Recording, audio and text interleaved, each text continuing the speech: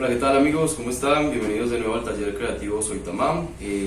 Quiero ampliar mucho más la información sobre esta guía que realicé hace algún tiempo y que pudimos ver en uno de los videos anteriores.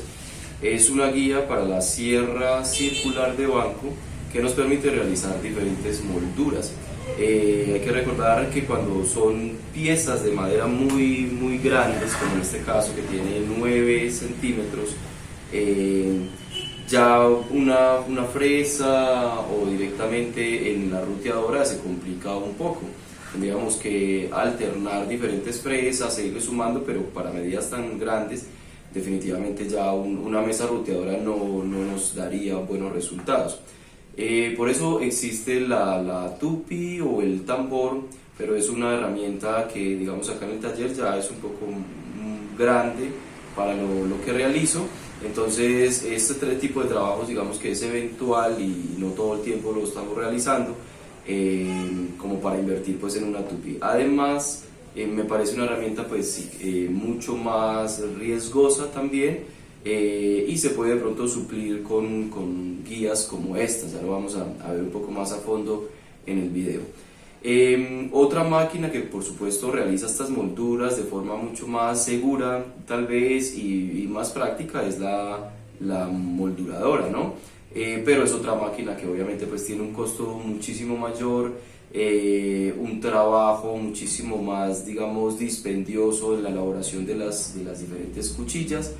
Y lo mismo, como el trabajo que yo realizo, digamos, con este tipo de molduras es muy eventual, entonces son máquinas que de pronto aquí no las necesito.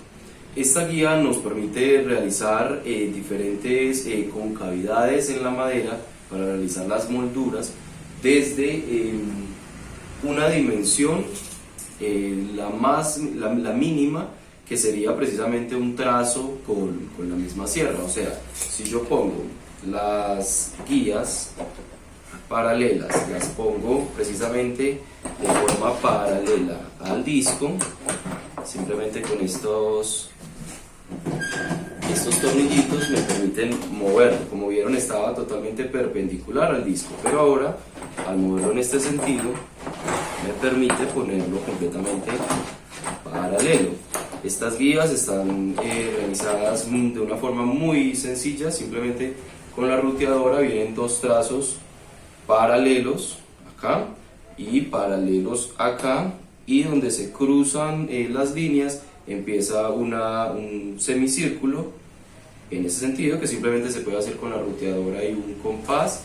En este caso es este compás, esta guía, que se agrega a la ruteadora de palma para poder generar la curvatura, y se hace esta forma que es como digamos una forma de nuez, ¿sí? Eso nos permite realizar este movimiento, ponerlo completamente paralelo al disco, las dos guías, y hasta perpendicular al disco. Estas líneas deben trascender, por supuesto, las líneas de corte del disco para que pueda tener completamente ese movimiento. Entonces, volviendo al tema, yo puedo ponerlo completamente paralelo al disco, la guía, y hacer un trazo como si estuviera cortando. En este caso no sería para cortarlo, sino para hacer un primer diseño o una primera línea en el diseño que vayamos a realizar. Es muy importante, por supuesto, tenerlo claro, como previamente qué es lo que vamos a hacer. Entonces, desde ese punto mínimo podríamos hacer líneas, simplemente trazos a diferentes alturas. En este caso, mi disco con esta guía sube máximo 2 centímetros, ¿sí? Y recuerden que esta mesa con esta sierra de banco simplemente es una sierra circular agregada a la mesa. El grosor de la mesa más el grosor de la guía me restan la profundidad, por supuesto, del disco, pero para mí es suficiente con esos 2 centímetros máximos para hacer los diferentes canales y diferentes molduras. Si ustedes tienen una sierra de banco mucho más grande, con un disco más grande, pues pueden tener más posibilidad. Para mí es suficiente para el trabajo que realizo. Cuando empiezo a inclinar estas guías paralelas, ¿sí? Siempre guardando pues la dimensión de la madera que voy a utilizar, empieza a generarse precisamente ya no un corte recto principal, sino que empieza a generarse una concavidad en la madera. Hay que controlarlo obviamente con el inicio del disco, del primer diente, y el final del último diente, ¿cierto? Para poder controlar qué tan grande va a ser esa concavidad. En el video en donde hablamos un poco de esta guía, explico un poco cómo manejar precisamente esas dos medidas que son las más importantes. Voy a explicarlas un poco más a fondo precisamente para que quede mucho más claro. Bien, resulta que con las nuevas dimensiones de la mesa de trabajo me permite ahora poder utilizar el banco completamente sin mayor limitación. Lo único es la distancia que tengo, por supuesto, a la pared, que como hemos hablado en otros videos es de 1,50, pero ese 1,50 es completamente recto hacia el disco, lo que quiere decir que si yo voy inclinando las guías para hacer los diferentes canales, voy a tener un poco más de distancia, a tal punto que con diferentes ángulos podría tener alrededor de 2 metros de distancia a la guía. Vamos a explicar entonces un poco más a fondo cómo realizar los diferentes canales. Para hacer entonces un canal o un diseño, una moldura en esta tabla, dependiendo de lo que necesitemos, por supuesto debemos medir primero el grosor o el ancho de esa tabla. En este caso es de 8.7 milímetros. Tenemos que garantizar que por supuesto esa medida sea completamente pareja en toda la tabla. Para eso obviamente pues, tenemos que tener un corte previo que nos dé esa posibilidad y que nos dé esa exactitud.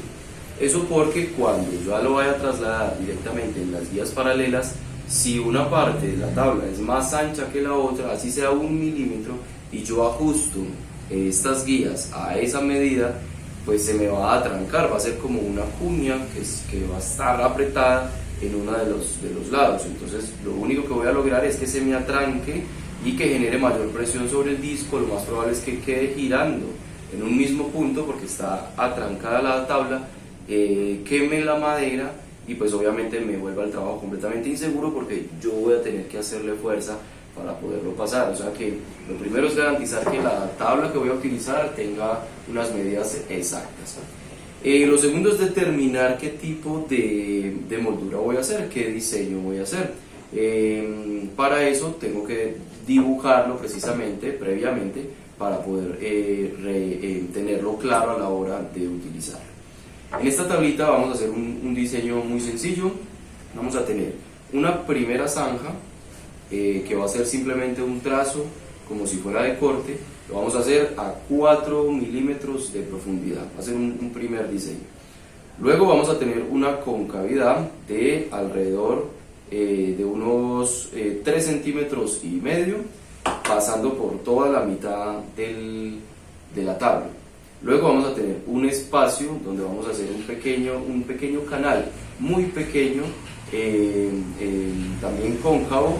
No lo vamos a hacer con la ruteadora, podríamos hacerlo con una fresa pequeña, pero lo vamos a hacer también con la guía, una pequeña concavidad. Y para finalizar cambiando, como lo vimos en el otro video de esta guía, cambiando las guías completamente perpendiculares al disco, y vamos a hacer un semicírculo o una concavidad en esta parte ya final de la madera. Entonces vamos primero a diseñar.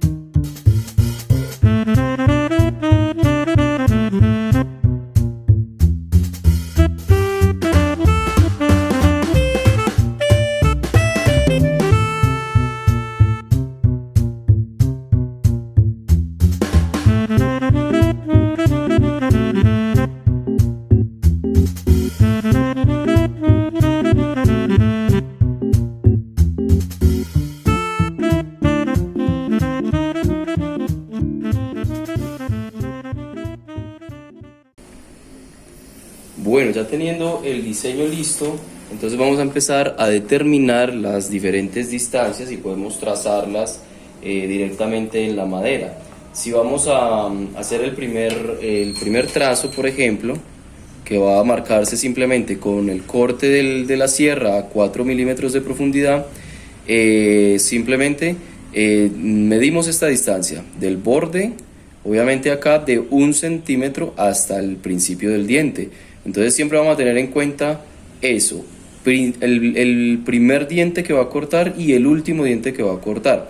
Pero en este caso es simplemente el corte completo de la sierra normal, como si fuéramos a cortarlo completamente. En este caso es a 1 centímetro del borde. Es muy importante esto que estamos haciendo porque va a determinar el grado de inclinación de las guías.